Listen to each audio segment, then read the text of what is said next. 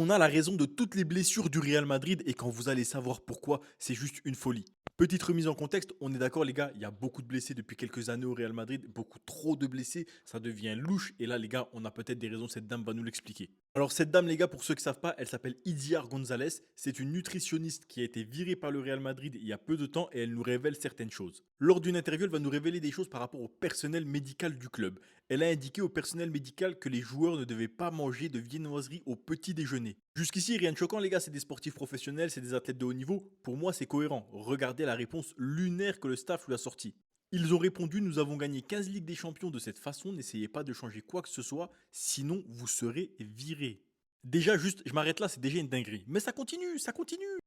Elle a demandé ce qu'elle était censée faire et on lui a répondu: rien, reste dans ton coin, sois payé à ne rien faire, nous ne voulons ni de toi ni de ton travail. Elle poursuit en disant qu'elle avait une très bonne relation avec Florentino Pérez et avec tous les joueurs avec qui elle parlait, que tout le monde la traitait bien. Ensuite, elle explique que voilà, parce qu'elle a porté plainte, c'est logique et j'espère les gars qu'elle va gagner sa plainte parce que c'est une dinguerie absolue ce qui se passe.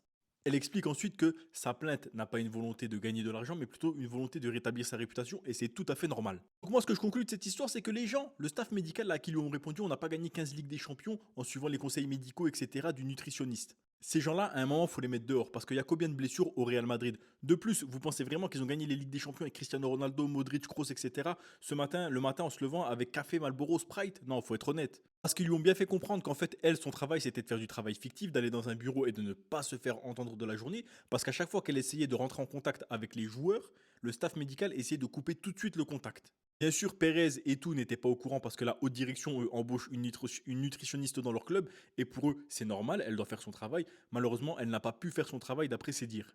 Et tous ceux qui l'ont empêché de faire son travail doivent être virés. Et là, quelqu'un doit vérifier ce que les joueurs du Real Madrid mangent parce que les blessures s'enchaînent, les blessures continuent. Kamavinga, il n'a pas joué au foot depuis 6 ans. Carvajal, il enchaîne les blessures. Militao, bon, encore lui, c'est des blessures de ligament, c'est pas forcément la nutrition. Heusen et Trent, peut-être qu'ils sont en perfusion de Fanta, on le sait même pas, ils sont toujours blessés. Moi, je dis, il y a des problèmes dans ce club. Il va commencer à falloir les résoudre un petit peu sérieusement quand même.